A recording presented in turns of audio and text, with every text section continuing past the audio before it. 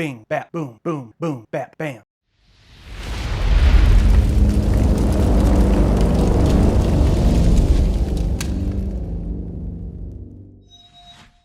What's up, nerds? Welcome back to Real Reserve, where we talk about all things related to movies and physical media. So I figured out something recently.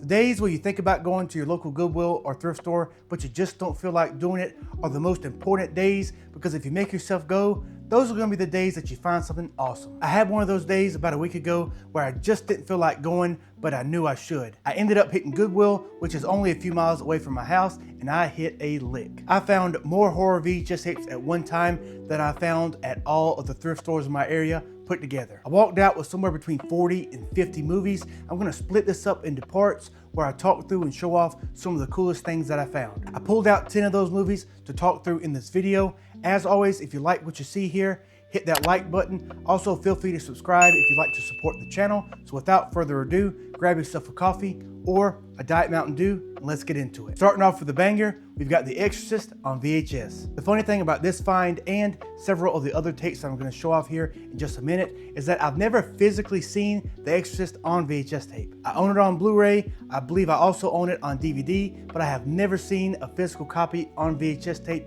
out in the wild. This copy has some bumps and scuffing around the corners, but what I really care about here is the fact that the tape is perfectly clean. Check this out. As always, whenever you're thinking about picking up a VHS tape at a thrift store, definitely make sure that it has no mold on it, or it's gonna be pretty much useless for you. Sometimes they like to put an adhesive here on the bottom in order to keep the tape from falling out. Disregard that. Pull that off and check the tape to make sure that it's good before you buy it. Like I've said in previous videos, if the store that you're in is not comfortable with you taking that off to check out the tape, definitely go somewhere else. It goes without saying, but I'll say it anyways, The Exorcist from 1973 is one of, if not the, scariest horror films of all time, and I can't wait to experience this for VHS for the first time. In all honesty, the first time I saw a few clips of this movie on TV when I was a kid, I didn't sleep for weeks. That shouldn't be the case this time, but wish me luck. Next up, from the mind of Stephen King, we've got the original Pet Sematary on VHS. Again, I think I saw this movie a couple times whenever I was a kid, but I've never seen a physical copy on VHS out in the wild. Similar to The Exorcist, we've got a couple of scuffs around the corners.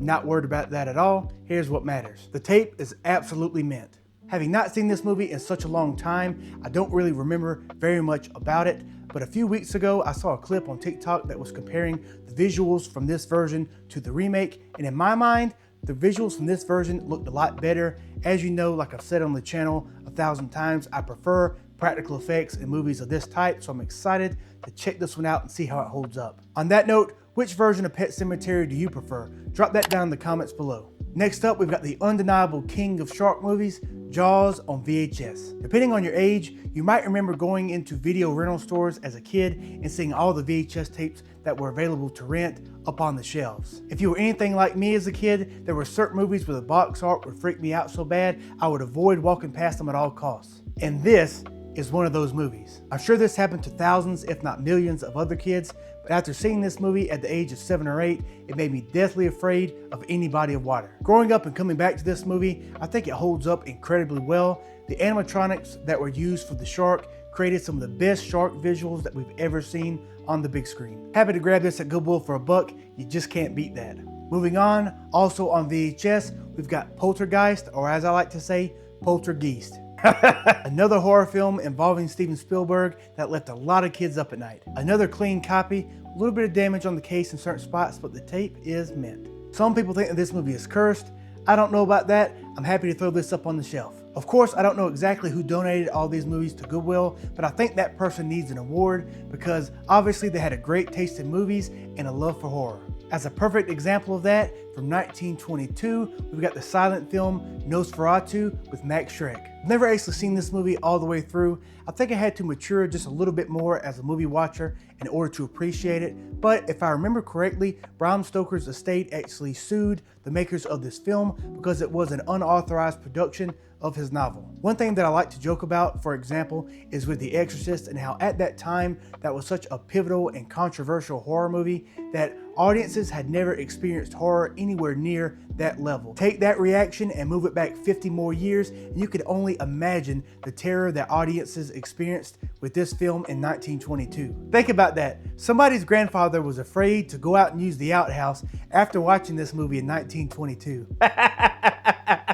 Moving all that nonsense out of the way, I'm happy to pick this one up for $1 and go back and give it a watch. Moving on, we've got a movie that I've been looking for some time, but I just hadn't been able to find a good deal on it until now, and that is The Lighthouse. The first time I tried to watch The Lighthouse, it was really late at night and I just couldn't get into it, so I ended up turning it off 20 or 30 minutes into the movie. A few months later, I decided to come back and give it another chance, and I was absolutely blown away by it. This one starts off pretty tame, you have no idea what to expect, but it quickly devolves into absolute chaos. It shouldn't even have to be said, but the performances in this from Willem Dafoe and Robert Pattinson are absolutely incredible. They both act with a high level of seriousness and conviction, and when put together, leads to a powerful dynamic. I was on the edge of my seat all the way to the end, wondering what in the hell is in that lighthouse. As always, $1 on something like this is a hot deal. If you haven't seen The Lighthouse, I definitely recommend you go out and check it out for yourself. If you take my advice and you end up absolutely hating this film, feel free to come back to this video and tell me why you think it sucks. Next up, we've got the classic from Robert De Niro, Taxi Driver. I have heard about this movie consistently since I was a kid, and anytime Robert De Niro's name came up in a conversation, the question was always, well, have you seen Taxi Driver? Hell no, I haven't seen Taxi Driver. So when I found this at Goodwill for $1, I had to pick it up. Coming from Martin Scorsese, this one can't be anything but great, and in the next few days, I'm finally gonna watch this. Taxi Driver is one of those films that I'm embarrassed to admit that I've never seen before, but I'm trying to redeem myself here.